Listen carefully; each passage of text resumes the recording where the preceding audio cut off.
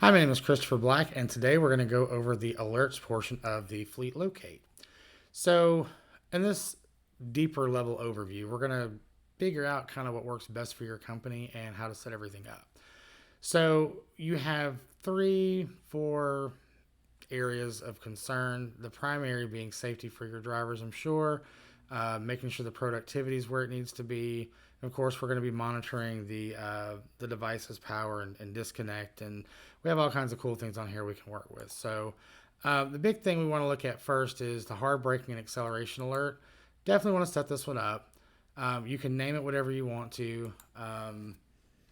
So let's say just hard braking. If I can spell. It'll generate here, alert the hard braking event, hit the next button, the criteria. We're going to do all assets because we wanted to make sure that everyone that we get on here has it done.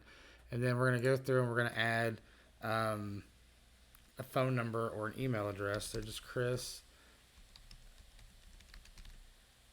hit the add button, and I'll get an email every time we have a hard braking alert. Hit the next button, and then create schedule. Not really. We want to know 24/7. Click save. So now that we've saved it successfully, it's going to show up under our alerts.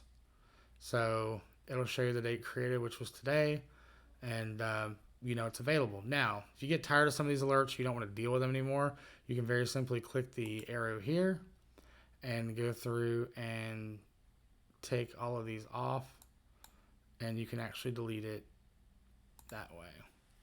Or just hit the trash can next to it.